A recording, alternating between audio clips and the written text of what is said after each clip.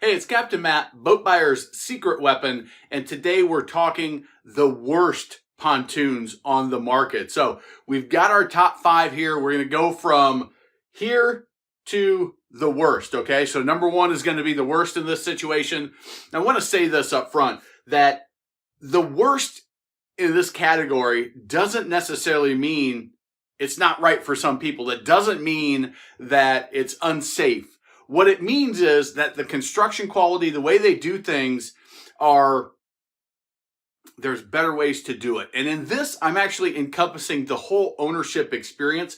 And I'll talk about what I mean that in just a little bit. So let's jump in. Number 5, we've got the Viaggio from Misty Harbor. They rebranded it recently. I don't know if it was last year or a couple years before that. But that is number 5. Number 4, we've got the Montego Bay.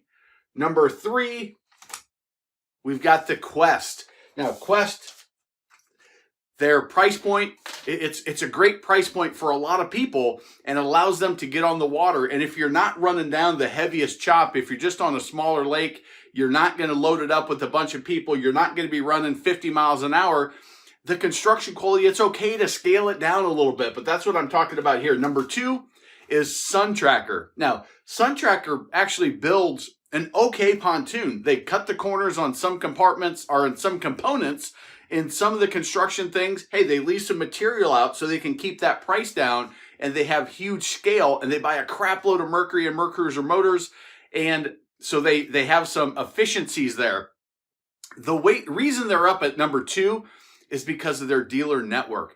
I'm talking Bass Pro Shops and Cabela's, is they just tend to not all of them, but in general, they tend to not be able to provide the same level of support as a good local dealer. So what I talk about in a lot of my videos is the dealer is very important. And number 1, we've got Lexington Pontoons. You can find Lexingtons at Boat and RV, Factory Direct Boats, I think is what it's called. The details, when you start diving into the details and the fit and finish and the construction, you see too many things that are off. And then you also have kind of that big box mentality where there's a lot of turnover in those stores. They're sort of placed in remote areas off the interstate where they get a lot of drive-by traffic.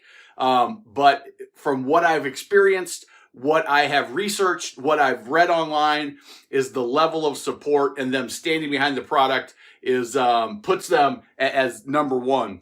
Now, if you want more details, I've created a whole video called The Best and Worst Pontoons on the Market, where I went to the boat show and I evaluated every pontoon on the floor. I've been to Bass Pro Shop. I've been to the Boat and RV Center. I've viewed all of these different brands, and I go into full detail in about a 30 or 40 minute video, and I break down not only these 5 brands, but every brand that I inspected, almost every brand on the marketplace. That video is available. I'll be redoing it for 2022 when the boat shows open up. So subscribe to the channel, look for those videos, and go check out the full detail if you're in the market for a pontoon.